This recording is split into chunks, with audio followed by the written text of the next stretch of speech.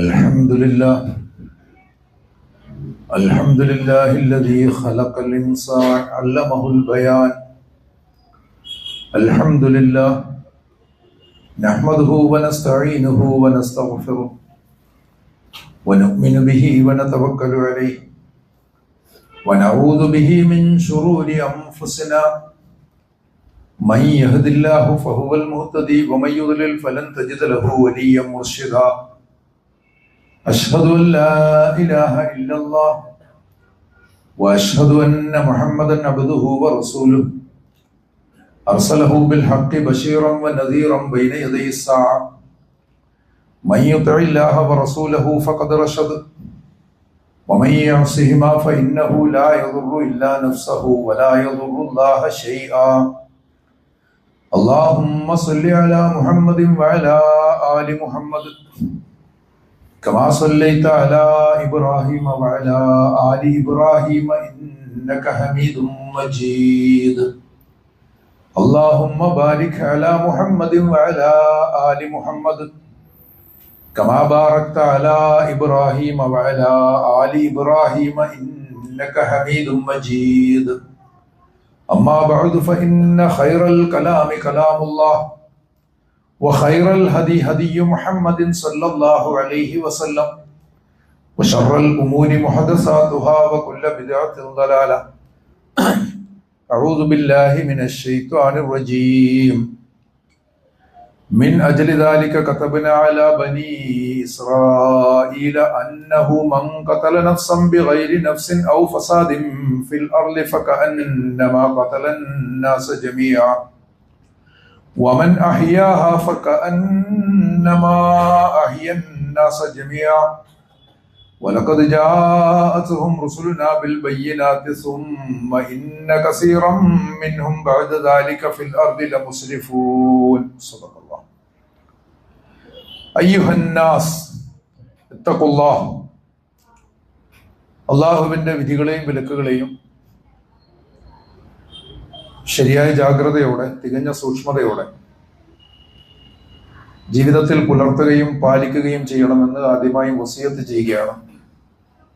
അല്ലാഹു സുബ്ഹാനഹു വ തആല മുത്തഖികളിൽ ഉൾപ്പെട്ടവരായിരിക്കുവാനുള്ള അനുഗ്രഹം നമുക്കെല്ലാവർക്കും മേൽ വർഷിക്കുമാറാകട്ടെ. നമ്മുടെ എല്ലാ തെറ്റുകുറ്റങ്ങളെയും പുറത്തു തന്ന് ഔദാര്യപൂർവം റബ്ബ് സുബ്ഹാനഹു വ തആല അവന്റെ ജന്നാത്തുൽ ഫിർദൗസിൽ നമ്മെ എല്ലാവരെയും ഒരുമിപ്പിക്കുമാറാകട്ടെ. ഇബ്രാഹിം നബി അലൈഹി സ്വലാത്തു വസ്സലാമയുടെ ജീവിതവുമായി ബന്ധപ്പെട്ട് ചില കാര്യങ്ങൾ പറഞ്ഞിരുന്നു. അത് നമ്മൾ പറഞ്ഞു വരുന്ന ദുരധികാര വ്യവസ്ഥകൾ എന്നൊരു വിഷയവുമായി ബന്ധപ്പെടുത്തിക്കൊണ്ടാണെന്ന് പറഞ്ഞു. അവിടെ നമ്മൾ നരബലി അനുഷ്ഠാനമായി മാറിയിരിക്കുന്ന ദൈവങ്ങളെ സംബന്ധിച്ചും മതങ്ങളെ സംബന്ധിച്ചും സൂചിപ്പിച്ചിരുന്നു.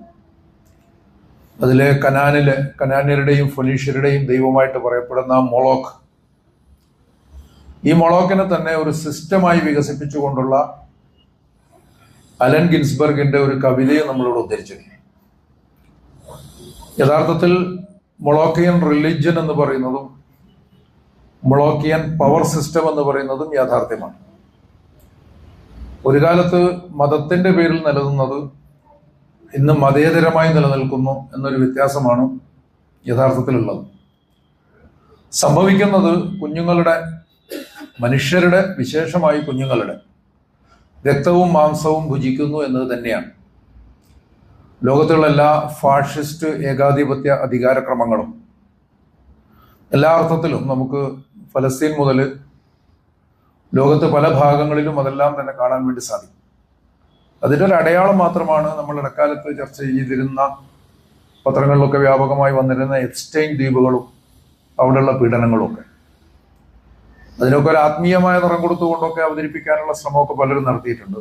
ആത്മീയമായ നിറം ഉണ്ടായാലും ഇല്ലെങ്കിലും യഥാർത്ഥത്തിൽ അവിടെയൊക്കെ മൊളോക്കിയൻ ഉപാസന തന്നെയാണ് നടക്കുന്നത് എന്ന് കാണാൻ സാധിക്കും. ഒരു ചിലിയൻ ഫിലിം മേക്കർ പാബ്ലോ ലറീൻ, അദ്ദേഹം ഈ അഗസ്റ്റോ പിനോഷെ എന്ന് പറഞ്ഞാൽ ചിലിയിലെ വലിയൊരു ഏകാധിപതിയായിരുന്നു. അദ്ദേഹം അവിടെ തെരഞ്ഞെടുക്കപ്പെട്ട കമ്മ്യൂണിസ്റ്റ് പ്രസിഡന്റായ സാൽവദോർ അയന്തയെ അട്ടിമറിച്ച് അദ്ദേഹത്തെ വധിച്ച് അധികാരം പിടിച്ചടക്കിയിട്ടുള്ള ഒരു പട്ടാള ജനറലാണ്. ഈ പിനോച്ചയുടെ ജീവിതത്തെ ആസ്പദമാക്കി ലറൈൻ ഒരു ഭാവന മുന്നോട്ട് വെക്കുന്നുണ്ട്. അതിൽ പിനോച്ചയെ ഒരു എക്കാലത്തും ജീവിക്കുന്ന ഒരു വാമ്പയറായിട്ട് സങ്കല്പിക്കുകയാണ് ചെയ്തത്. പിനോച്ചയ്ക്ക് മരണമില്ല, അയാൾ മരണം അഭിനയിച്ച് രക്ഷപ്പെടുക മാത്രമാണ് ചെയ്തത്. ഫ്രഞ്ച് വിപ്ലവകാലത്ത് അയാൾ ഉണ്ടായിരുന്നു. ചിലിയിൽ അയന്തയെ അട്ടിമറിച്ചത് അയാളാണ്. അതിനുശേഷം ലോകത്തെല്ലായിടത്തും കുഞ്ഞുങ്ങളുടെ ചോര കുടിക്കുന്നത് അയാളാണ് എന്ന മട്ടിലുള്ളൊരു സങ്കല്പം. ഇപ്പോൾ അധികാരത്തെക്കുറിച്ചുള്ള ഒരു ശരിയായ വീക്ഷണമാണത് എന്ന് കാണാൻ സാധിക്കും. അവിടെ അങ്ങനെ കുഞ്ഞുങ്ങളുടെ രക്തം പാനം ചെയ്യുന്ന, അല്ലെങ്കിൽ നമ്മൾ ആ കവിതയിൽ, ഗിൻസ്ബർഗിന്റെ കവിതയിൽ കാനിബാൾ ഡൈനാമോ എന്ന വാക്ക് ഉപയോഗിച്ച്, അങ്ങനെയുള്ള ഒരു കാനിബാൾ ഡൈനാമോ ലോകത്ത് മുഴുവൻ ഇന്ന് ഏതോ അർത്ഥത്തിൽ പ്രവർത്തിച്ചു കൊണ്ടിരിക്കുന്നത് അങ്ങനെ ഒരു ഡൈനാമോ ആണ്, അങ്ങനെ ഒരു സിസ്റ്റമാണ് എന്ന് കാണാൻ സാധിക്കും. ഇബ്രാഹിം നബി അലൈഹി സ്വലാത്തു വസ്സലാമയുടെ ബലിയുമായി ബന്ധപ്പെട്ട് അള്ളാഹു നൽകുന്ന സന്ദേശം പക്ഷേ വ്യത്യസ്തമാണ്. ഇനിമേൽ ഒരൊറ്റ മനുഷ്യന്റെയും ചോര വ്യാജ ദൈവങ്ങൾക്കോ അധികാരത്തിനോ വേണ്ടി ഭൂമിയിൽ ചിന്താൻ പാടില്ല എന്നുള്ളതാണ്, അങ്ങനെ ഒരു പ്രഖ്യാപനമാണ് ഇസ്ലാം നടത്തിയത് എന്ന് കാണാൻ സാധിക്കും.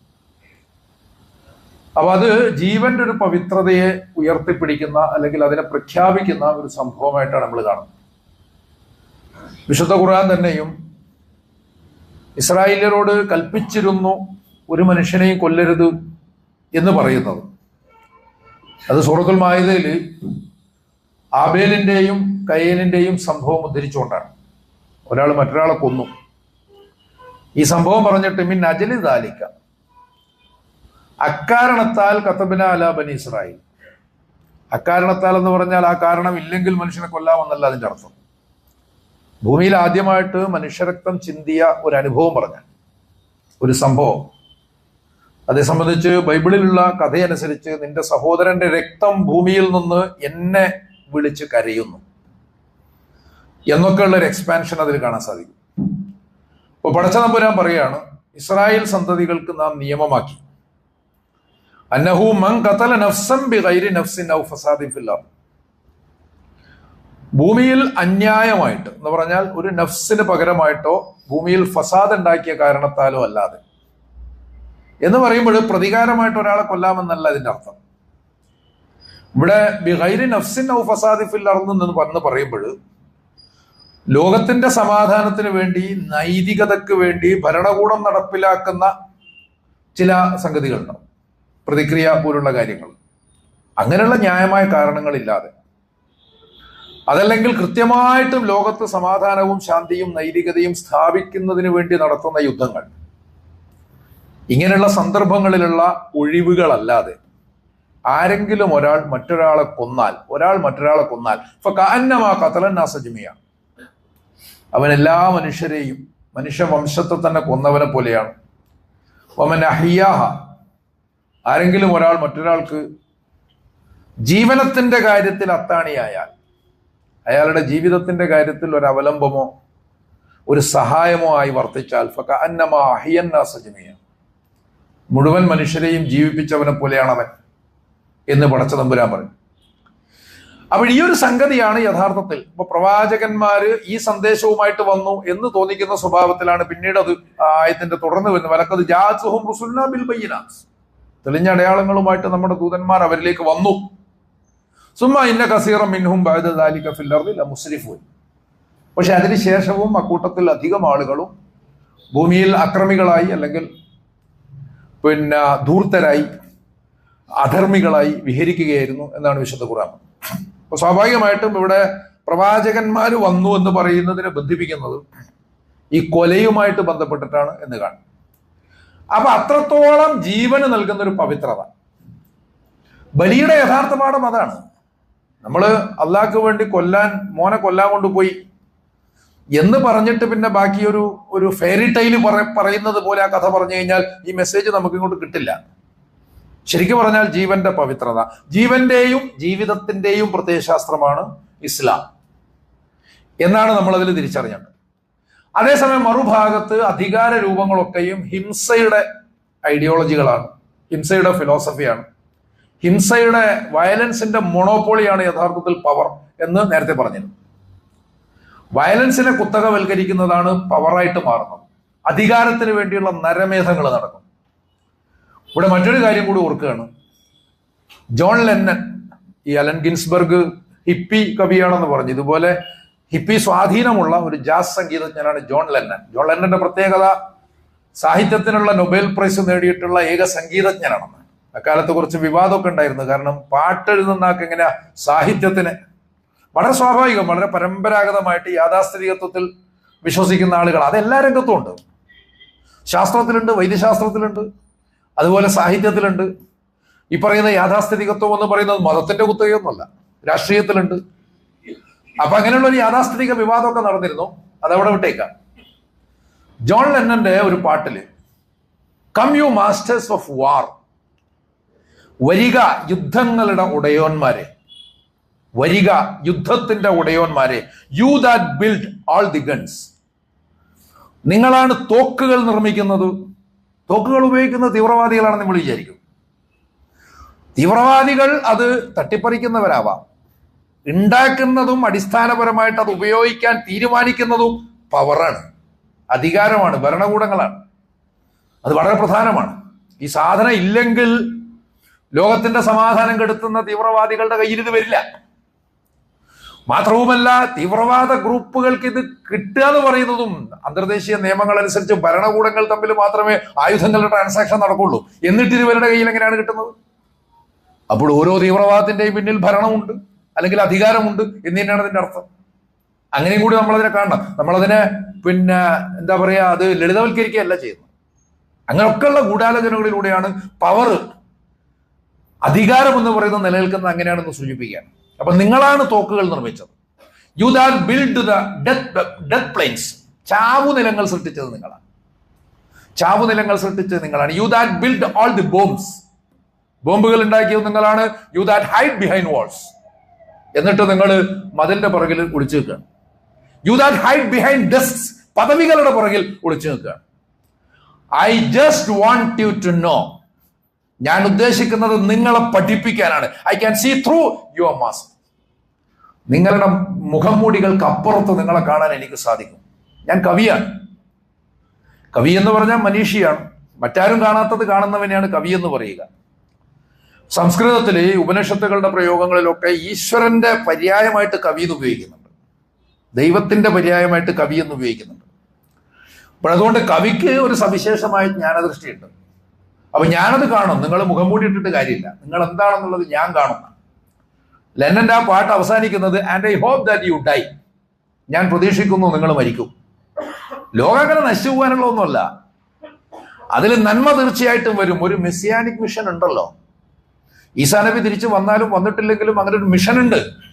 ലോകം നന്മയിൽ തന്നെയാണ് അവസാനിക്കുക. പക്ഷെ ആത്യന്തികമായ നാശത്തിന് മുമ്പ് അതിന് നിമിത്തമായി തീരുന്ന എന്തൊക്കെയോ അതിക്രമങ്ങൾ മനുഷ്യൻ ചെയ്യുന്നു മാത്രമേ ഉള്ളൂ. അപ്പോഴും അവസാനത്തിൽ പ്രതീക്ഷയിൽ തന്നെയാണ് അത് അവസാനിപ്പിക്കുന്നത്. And your deaths will come soon, and your deaths will come soon, നിങ്ങളുടെ മരണം അധികം താമസിയാതെ തന്നെ വരും. I will follow your casket. Casket എന്നുള്ള ഇംഗ്ലീഷ് വാക്കിന് വിരുദ്ധം എന്ന് തോന്നാവുന്ന രണ്ടർത്ഥങ്ങളുണ്ട്. ഒന്ന് ശവമഞ്ചമാണ്, ശവപ്പെട്ടി. മറ്റൊന്ന് ആഭരണപ്പെട്ടി.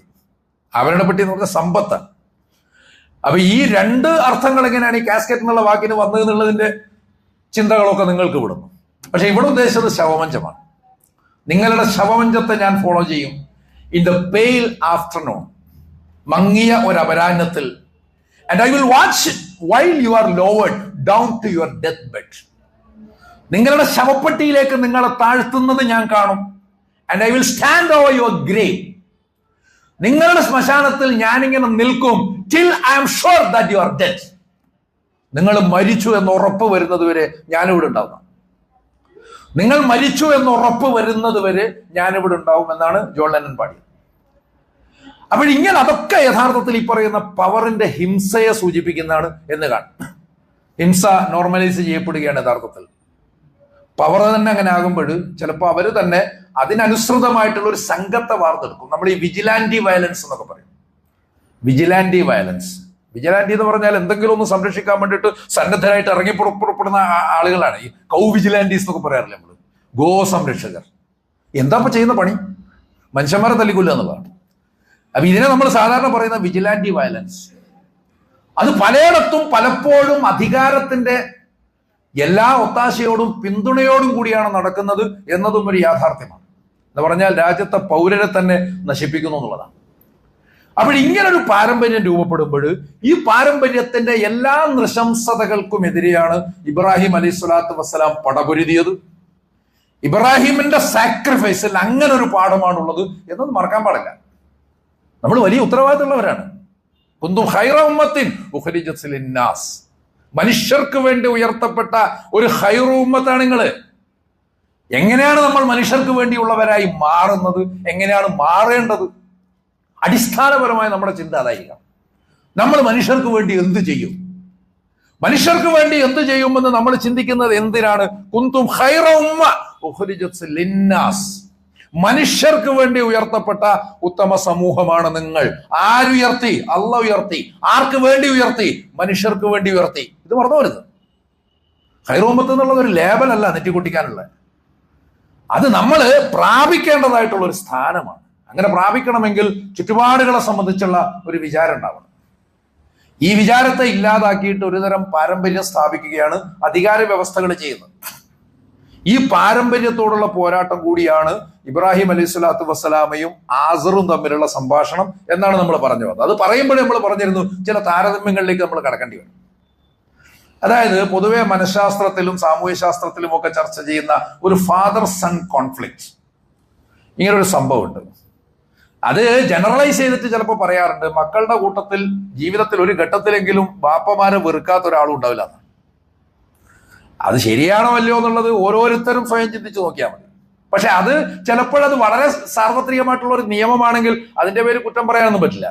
കാരണം എവിടെങ്കിലും വെച്ച് ഒരു കോൺഫ്ലിക്റ്റ് ഉണ്ടാവുമല്ലോ. ഉണ്ടാകുന്ന സമയത്ത് ചിലപ്പോൾ മക്കളുടെ അവിവേകം നിമിത്തമാവാം, അല്ലെങ്കിൽ പിതാവിന്റെ ദുർവാശി കാരണമാകാം ചെറിയൊരു വെറുപ്പ്. ഒരു നിയമം നിയമമായി മാറാൻ അത്രയും മതിയല്ലോ. എന്തായാലും അതിരിക്കട്ടെ. പക്ഷെ ഈ ഫാദർ സൺ കോൺഫ്ലിക്റ്റ് എന്ന് പറയുന്നത് അതിനെ പല രീതിയിൽ വായിച്ചിട്ടുണ്ട്. ചിലർ ഒരു പറ്റേണലിസം, അധികാരം എന്ന് പറയുമ്പോൾ അധികാരത്തിൽ സ്ത്രീകൾ വന്നിട്ടുണ്ടെങ്കിലും മനുഷ്യൻ ഭരിക്കുന്ന, നിയന്ത്രിക്കുന്ന, അടിച്ചമർത്തുന്ന സിസ്റ്റം വന്നപ്പോഴൊക്കെയും അത് സ്ത്രീവിരുദ്ധവുമായിരുന്നു. അതിലെവിടെയോ ഒന്ന് രണ്ട് പെണ്ണുങ്ങളുണ്ട് എന്ന് പറഞ്ഞതുകൊണ്ട് കാര്യമൊന്നുമില്ല. അത് സ്ത്രീവിരുദ്ധമാണ്. അതുകൊണ്ട് തന്നെ അതിന് പാട്രിയാർക്കി, പറ്റേണലിസം എന്നൊക്കെ തന്നെയാണ് നമ്മൾ പറയാം. അപ്പോൾ ആ ഒരു പറ്റേണലിസം രൂപപ്പെട്ട് വന്നു കഴിഞ്ഞാൽ ഇതിന്റെ കാരണം എന്താണ്? ആ പറ്റേണലിസത്തോട് ഒരു ചെറുത്തുനിൽപ്പ് വരും യുവതലമുറക്ക് ഒരു ചെറുത്തുനിൽപ്പ് വരും. ഇപ്പോഴിതാ നമ്മൾ ഫേസ്ബുക്കോ അല്ലെങ്കിൽ പിന്നെ ഇൻസ്റ്റാഗ്രാമോ ഒക്കെ തുറന്നു കഴിഞ്ഞാൽ പാറ്റകൾ തുറന്നു കളിക്കുകയാണ്. പാറ്റകള്, കൂറ എന്നൊക്കെ നമ്മൾ പറയുന്ന സാധനം ഉണ്ടല്ലോ, കോക്രോച്ചുകളുടെ ഒരു വിഹക സഞ്ചാരമാണ് നമ്മളതിൽ കാണുന്നത്. എന്താ സംഭവം? പരമോന്നത ന്യായാധിപൻ ഏറ്റവും യുവതലമുറയെ സംബന്ധിച്ച് പറഞ്ഞൊരു വാക്കാണ് കോക്രോച്ചസ്, കൂറകൾ. ഈ പറച്ചല് വലിയ അപകടമുണ്ട്. കാരണം 20-ാം നൂറ്റാണ്ട് കണ്ടിട്ടുള്ള ഏറ്റവും വലിയ വംശഹത്യകൾ ഒന്നാണ് ആഫ്രിക്കൻ രാജ്യമായ റുവാണ്ടയിൽ നടന്നത്. റുവാണ്ടയിലെ തുത്സി ജനവിഭാഗത്തെ വംശഹത്യ ചെയ്ത ഹുതുക്കൾ, അവരുടെ നിയന്ത്രണത്തിലുള്ള ഗവൺമെന്റും ആ ഗവൺമെന്റിന്റെ നിയന്ത്രണത്തിലുള്ള പത്രങ്ങളും റേഡിയോയും ഒക്കെ തുത്സികളെ വിശേഷിപ്പിച്ചത് കോക്രോച്ചസ്. കോക്രോച്ചസ്, കൂറകളെ കൊല്ലുക, നശിപ്പിക്കുക എന്ന് പറഞ്ഞിട്ടാണ് ഇവരിറങ്ങിയത്. അപ്പൊ ചരിത്രവുമായി ബന്ധപ്പെടുത്തുമ്പോൾ ഇങ്ങനെയൊക്കെ ചില അപകടങ്ങളുണ്ട്. വികൃതമായ മാനസികാവസ്ഥകൾ അറിയാതെ പുറത്തു വരുന്നതാണോ എന്ന് സംശയിക്കേണ്ടിയിരിക്കുന്നു. നമ്മളൊന്നിനെ വിമർശിക്കുകയോ കുറ്റം പറയുകയോ ചെയ്യല്ല, ജസ്റ്റ് ഒരു അനാലിസിസ് മാത്രമാണ്. അപ്പോഴങ്ങനെയുള്ള കോക്രോച്ചസ്, പക്ഷെ കോക്രോച്ച് നിസ്സാരക്കാരനല്ല. ഇപ്പൊ ഒരു കോക്രോച്ച് ജനതാ പാർട്ടിയൊക്കെ വന്നിട്ടുണ്ടല്ലോ, അതെന്താവും എന്നുള്ളതൊന്നും നമുക്കറിയില്ല. എന്തായാലും കൂറകൾ ഇങ്ങനെ പാറി നടക്കുന്നു. ഈ കോക്രോച്ച് ചെറിയ സാധനമല്ല എന്ന് പറയാൻ കാരണം ദിനോസറുകളുടെ ജനനവും മരണവും കണ്ടവനാണ് പരിണാമശാസ്ത്രപരമായിട്ട് കോക്രോച്ച് എന്ന് പറഞ്ഞാൽ. കേംബ്രിയൻ യുഗം മുതൽക്ക് ഈ സാധനം ഭൂമിയിലുണ്ട്. വലിയ മാറ്റമൊന്നും കൂടാതെ ഇന്നും നിലനിൽക്കുന്നതാണ്. വേറൊരു പ്രത്യേകതയും കൂടി പറയാറുണ്ട്. സാധാരണ ഒരാണവ യുദ്ധം വന്നാൽ അതിജീവിക്കുന്ന അപൂർവ ജലജീവികളിൽ ഒന്ന് ഈ കോക്രോച്ച് ആയിരിക്കും. കാരണം മനുഷ്യനെ കൊല്ലാൻ ആവശ്യമായ ആണവ വികിരണത്തിന്റെ 10 മുതൽ 15 വരെ ഇരട്ടി ആണവ വികിരണം താങ്ങാനുള്ള ശേഷി ഈ കോക്രോച്ചിനുണ്ട്. അതിന്റെ സെല്ലുകൾ വളരെ സാവകാശം മാത്രമേ വളരുള്ളൂ. അതുകൊണ്ട് ക്യാൻസറും വരില്ല. അപ്പൊ അത്രയും അതിജീവന ശേഷിയുള്ള ഒരു സാധനമാണ് ഈ കോക്രോച്ച്. ഇപ്പൊ നമ്മള് ചിലപ്പോ വീടുകളിൽ നമ്മളെ വല്ലാതെ ബുദ്ധിമുട്ടിക്കുന്ന ഒരു സാധനമാണല്ലോ. എന്ത് മെനക്കെട്ടാലും എത്ര ഹിറ്റ് ചെയ്താലും ആ സാധനം പോവില്ല, പിന്നെയും വന്നോണ്ടിരിക്കും. അപ്പൊ അത്രമേൽ അതിജീവന ശേഷിയുള്ള അത്ര വംശവർദ്ധന ശേഷിയുള്ള ഈ കോക്രോച്ചിനെ ചെറുതായി കാണേണ്ടതില്ല. പക്ഷെ എന്തായാലും പാറ്റ കളിക്കുന്ന പറന്ന് നടക്കുമ്പോൾ അത് യഥാർത്ഥത്തിൽ അധികാരത്തോടുള്ള ഒരു കലാപമാണ്. അങ്ങനെ തന്നെ നമ്മളതിനെ കാണണം. ഇപ്പോ പിന്നെ കാഫ്കയുടെ ഒരു നോവല് മെറ്റമോർഫോസിസ് എന്നാണ് അതിന്റെ പേര്. മെറ്റമോർഫോസിസ് എന്ന് പറഞ്ഞാൽ ഒരു പരിണാമമാണ്. പക്ഷെ അത് ശരിക്കും പറഞ്ഞാൽ ഒരു വിപരിണാമം അല്ലെങ്കിൽ വിപരീത പരിണാമം. സാധാരണ പരിണമിച്ച് മനുഷ്യനായി എന്നാണല്ലോ പറയാ. കാഫ്കയുടെ നോവലിൽ ഗ്രിഗർ സാംസ എന്ന കഥാപാത്രം ഒരു രാത്രി നേരം വെളുത്ത് ഉറക്കമുണരുമ്പോഴേക്ക് ഒരു പാറ്റയായി മാറി. ഇപ്പോഴത്തെ ഭാഷയിൽ പറഞ്ഞാൽ കോക്രോച്ച്. ഈ കോക്രോച്ചുമായി ബന്ധപ്പെട്ട അനുഭവങ്ങളൊക്കെയാണ് പിന്നീട് ആ നോവലിൽ പറയുന്നത്. ചെറിയൊരു നോവലാണ്.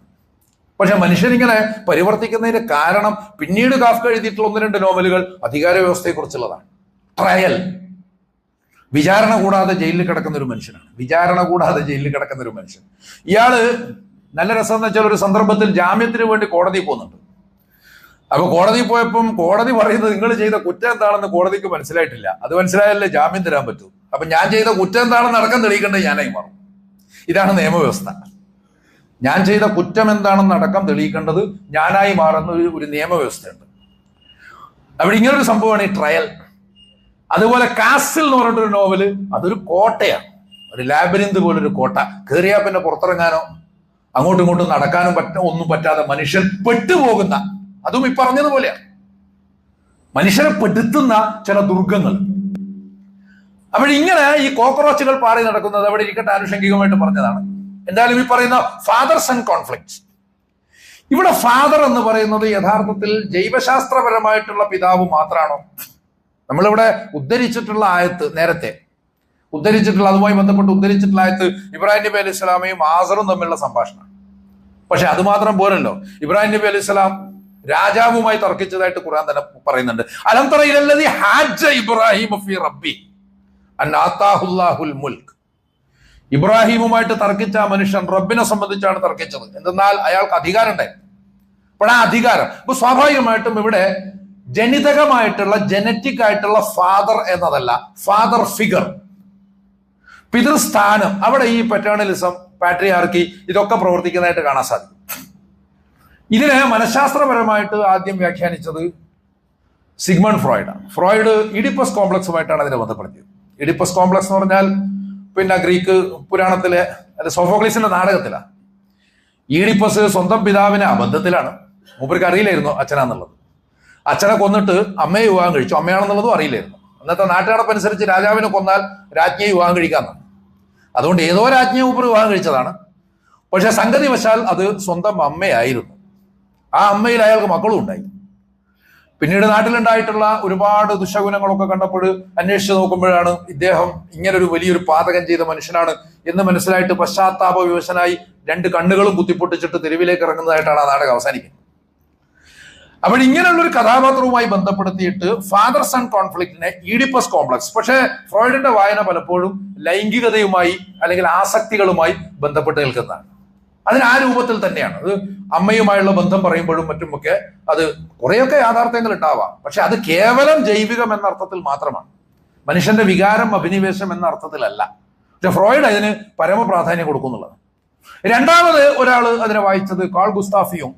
ഫ്രോയിഡിന്റെ ശിഷ്യനായിരുന്നു. പക്ഷെ ഫ്രോയിഡുമായിട്ട് നിലപാടുകളിൽ തെറ്റിപ്പിരിഞ്ഞ് പുതിയൊരു മനഃശാസ്ത്ര ശാഖ ഉണ്ടാക്കിയ ആളാണ് അദ്ദേഹം. ഇൻഡിവിജ്വേഷൻ എന്നാണ് പറയുന്നത്. അദ്ദേഹത്തിന്റെ അഭിപ്രായത്തിൽ അമ്മയുടെ സംരക്ഷണത്തിൽ നിന്ന് രക്ഷപ്പെടാൻ അല്ലെങ്കിൽ അതിൽ നിന്ന് പുറത്തു കടക്കാൻ ശ്രമിക്കുന്ന കുട്ടിക്ക് മുമ്പിൽ ഒരു ഹീറോ ആണ് പിതാവ്. അപ്പൊ ആ ഹീറോയെ അനുകരിച്ചുകൊണ്ട് ആ ഒരു ബന്ധനത്തിൽ നിന്ന് പുറത്തു കടന്നു കഴിഞ്ഞാൽ പിന്നെ ഈ ഹീറോ ആയിട്ടുള്ള പിതാവും ഈ കുട്ടിയും തമ്മിൽ ഒരു കോൺഫ്ലിക്റ്റ് വരും. കാരണം ഈ കുട്ടിക്കും ഉപ്പാനെ പോലെ ആവണമല്ലോ. ഉപ്പാനെ പോലെ ആവാന്ന് പറഞ്ഞാൽ മറുഭാഗത്തൊരു സാധനം ഉണ്ട്, നമ്മൾ പണ്ടേ പറയാറുള്ള ഒരു പെരുന്തച്ചൻ കോംപ്ലക്സ്. മോൻ നമ്മളെക്കാളും വലുതാവാൻ പാടില്ല എന്നുള്ളൊരു ചിന്ത വെച്ച് പുലർത്തുന്ന പിതാക്കൾ ഉണ്ടാവും, നമ്മുടെ കൂട്ടത്തിലുണ്ടാവും. ഈ ചിന്തയൊക്കെ വ്യത്യസ്തമായിട്ടുള്ള മാനസിക വൈകൃതങ്ങളാണ് എന്ന് കാണണം. അപ്പൊ എന്തായിരുന്നാലും അങ്ങനെ ഒരു ഇൻഡിവിജ്വേഷൻ അവനെ തന്നെ കണ്ടെത്തുന്ന ഒരു പ്രവണതയാണ് യഥാർത്ഥത്തിൽ ഫാദർ സൺ കോൺഫ്ലിക്റ്റ്. ഫ്രോയിഡ് പറയുന്നത് പോലെ ലൈംഗികതയും ഈഡിപ്പസ് കോംപ്ലക്സ് ഒന്നും അതിൽ ഇല്ല എന്നാണ് യുങ് പറഞ്ഞത്. എന്നാൽ കുറെ കൂടി സാമൂഹിക ശാസ്ത്രപരമായിട്ട് ഇതിനെക്കുറിച്ച് പറഞ്ഞ ഒരാളുണ്ട്. അത് പിന്നെ ജാക്ക് ലക്കാൻ എന്ന് പറയും, ഫ്രഞ്ച് ഫിലോസഫറാണ്. അദ്ദേഹം നെയിം ഓഫ് ദ ഫാദർ എന്ന് പറഞ്ഞിട്ട് എല്ലാ അധികാര രൂപങ്ങളെയും അതിലേക്ക് കൊണ്ടുവന്നു. ഇവിടെ യഥാർത്ഥത്തിൽ അധികാര രൂപങ്ങളോട് പോരടിക്കുന്ന അധികാര രൂപങ്ങളോട് ഇവിടെ ഇപ്പൊ ജെൻസിയുടെ പോരാട്ടത്തെ നമ്മൾ അങ്ങനെയാണ് യഥാർത്ഥത്തിൽ കാണുന്നത്. അത് ശരിക്കും പറഞ്ഞാൽ കൃത്യമായിട്ടുള്ള ഒരു സിസ്റ്റം. ഇബ്രാഹിം അലൈഹി സ്വലാത്തു വസ്സലാമയുടെ വിപ്ലവം വിജയിക്കുന്നതും നിലനിൽക്കുന്നതും എന്തുകൊണ്ടാണെന്ന് വെച്ചാൽ അത് ഒരു നിയമത്തിന്റെ നിരാകരണം മാത്രമല്ല. അദ്ദേഹം ഒരു നിയമത്തെ നിരാകരിച്ചു. അത് യഥാർത്ഥത്തിൽ ഒരു അലിനേറ്റഡ് ലോയാണ്. എന്ന് പറഞ്ഞാൽ തന്നെ അന്യവൽക്കരിക്കുന്ന, വേറിട്ട് നിർത്തുന്ന ഒരു നിയമം, അതിനെതിരായിട്ടാണ് പൊരുതിയത്. പക്ഷെ അതേസമയം തന്നെ അദ്ദേഹം ഇന്റേണലൈസ് ചെയ്തിട്ടുള്ള വേറൊരു നിയമത്തിന് കീഴ്പ്പെടുകയാണ് ചെയ്തത്. അത് ഡിവൈൻ ലോയാണ്, അള്ളാഹുവിന്റെ നിയമമാണ്. ഇബ്രാഹിം നബി അലൈഹി സ്വലാം പിതാവിനോട് കാണിച്ച അനുസരണക്കേടും, എന്നാൽ ഇബ്രാഹിം അലൈഹി സ്വലാത്തു വസ്സലാമയുടെ മക്കൾ ഇബ്രാഹിമിനോട് കാണിച്ച അനുസരണവും, ഇത് രണ്ടും ഖുർആനിൽ വലിയ രൂപകങ്ങളാണ് എന്ന് കാണണം. അത് ഇൻഷാ അല്ലാഹ് നമുക്ക് പിന്നീട് വിശകലനം ചെയ്യാം. അപ്പോൾ എന്തായിരുന്നാലും ഇത് എല്ലാ അർത്ഥത്തിലും ഈ പറയുന്ന പിതുരധികാരങ്ങൾക്കെതിരായിട്ടുള്ള സമരമായിട്ടാണ് നമുക്ക് കാണാൻ സാധിക്കുന്നത്. നെയിം ഓഫ് ദ ഫാദർ എന്ന് പറയുന്ന ലക്കാന്റെ തിയറി നിയമങ്ങളാണ് അവിടെ പിതൃസ്ഥാനത്ത് വരുന്നത്. നിയമങ്ങളെ പൂർണ്ണമായും തള്ളുകയല്ല ലക്കാൻ ചെയ്യുന്നത്. നിയമങ്ങൾ ഉണ്ടെങ്കിലേ മനുഷ്യന് മുന്നോട്ട് പോകാൻ പറ്റുള്ളൂ. പക്ഷെ നിയമങ്ങളിൽ നീതിയും അനീതിയും ഉണ്ട്. ഇതാണ് യഥാർത്ഥത്തിൽ ഇബ്രാഹിം അലൈഹി സ്വലാത്തു വസ്സലാം പഠിപ്പിക്കുന്നത് എന്ന് കാണണം. ഇവിടെ നമ്മൾ ഫാദർ സൺ കോൺഫ്ലിക്റ്റിനെ സംബന്ധിച്ചുള്ള ഒരു ഇബ്രാഹിമിയൻ തിയറി നമ്മൾ കൃത്യമായിട്ട് പരിചയപ്പെടുന്നുണ്ട് എന്ന് കാണണം. ആസറിന്റെ കൽപ്പനയിൽ പിതാവിന്റെ നിഴൽ മാത്രമാകണം മകൻ, അതിന്റെ അപ്പുറത്തേക്ക് പോകാൻ പാടില്ല. അതുകൊണ്ടാണ് അനുസരണക്കേട് കാണിച്ചപ്പോൾ ലഅർജുമന്നക് വഹ്ജുർനി മലിയ എന്ന് പറഞ്ഞുകൊണ്ട് പിടിച്ച് പുറത്താക്കിയത്. അതേസമയം ഇസ്മായിലും ഇസ്ഹാക്കും യാക്കൂബും ഒക്കെ ഇബ്രാഹിം അലൈഹി സ്വലാത്തു വസ്സലാമയെ മനസ്സിലാക്കുന്നത് ശരിയായ നിയമത്തിന്റെ ഒരു അനുധാവകൻ. അതിന്റെ കുറെ ജനാധിപത്യപരമായ സ്വഭാവം കൂടിയുണ്ട്, അതിലേക്ക് പിന്നീട് പോകാം, അതിന്റെ ചില രീതികളൊക്കെ. എന്തായിരുന്നാലും അവിടെ സത്യം, നീതി എന്ന് പറയുന്ന ഒരു സംഗതി ഫോളോ ചെയ്യപ്പെടുന്നുണ്ട്. അവിടെ പിതാവിന്റെ പങ്കാളിയാകും. നമ്മൾ യഥാർത്ഥത്തിൽ എന്താണ് ആഗ്രഹിക്കുന്നത്? മകൻ എന്റെ നിഴലാകണമെന്നാണോ അതോ മകൻ എന്റെ പങ്കാളിയാകണം എന്നാണോ? പങ്കാളിത്തം എന്ന് പറയുന്ന വാക്കിന് വലിയ പ്രസക്തിയുണ്ട്. പുതിയ കാലത്ത് ഭാര്യയെ പോലും ഭാര്യ എന്ന് പറയാൻ പാടില്ല, പാർട്ട്ണറിനെ പറയാൻ പാടുള്ളൂ. ഭാര്യയും ഭർത്താവും ഒക്കെ എടുത്തു കളഞ്ഞിട്ടുണ്ട്. ഇത്തരം തീരുമാനങ്ങളൊക്കെ ഉണ്ടാകുന്നത് പോലും ഈ വാക്കുകൾ ഒരു ഹൈറാർക്കി സൃഷ്ടിക്കുന്നത് കൊണ്ടാണ്. ഭർത്താവ് എന്ന് പറഞ്ഞാൽ ഭരിക്കുന്നയാളും ഭാര്യ എന്ന് പറഞ്ഞാൽ ഭരിക്കപ്പെടുന്നവളും എന്നൊക്കെയുള്ള ചിന്ത തന്നെ നമുക്കുണ്ട്. ഒരുപക്ഷെ വാക്കുകൾ വന്നതുപോലും അങ്ങനെ ആവാം. എന്തായിരുന്നാലും അതുകൊണ്ടാണ് ഇവിടെ പങ്കാളി. അപ്പൊ ആ പങ്കാളിത്തം അച്ഛനും മകനും തമ്മിൽ വരുന്നുണ്ട്, ഉപ്പയും മകനും തമ്മിൽ വരുന്നുണ്ട്. ഇങ്ങനെ ജീവിതത്തെ സംബന്ധിച്ച് വളരെ മൗലികമായിട്ടുള്ള, ഇൻഷാ അല്ലാഹ് ഇതിന്റെ വിശദാംശങ്ങൾ വേറെ ഉണ്ട്, അതും കൂടി നമ്മൾ മനസ്സിലാക്കി പഠിക്കുകയും ചെയ്യണം. വളരെ മൗലികമായിട്ടുള്ള ഇത്തരം കാഴ്ചപ്പാടുകൾ നമ്മുടെ പരമ്പരാഗതമായിട്ടുള്ള രീതികളെ മുഴുവൻ തകിടം മറിക്കുന്ന, അത് കേവലം ഒരു കഥ മാത്രമായിട്ട് നമ്മൾ കേൾക്കരുത്. അതിന്റെ ആഴത്തിലേക്ക് ഇറങ്ങിച്ചെല്ലുക തന്നെ വേണം. അല്ലാഹു സുബ്ഹാനഹു വ തആല ശരിയായ രീതിയിൽ കാര്യങ്ങൾ മനസ്സിലാക്കി പ്രവാചകന്മാരുടെ ജീവിതത്തെയും സന്ദേശത്തെയും ശരിയായ രീതിയിൽ അനുധാവനം ചെയ്യുവാനുള്ള തൗഫീഖ് നമുക്കെല്ലാവർക്കും പ്രദാനം ചെയ്യുമാറാകട്ടെ.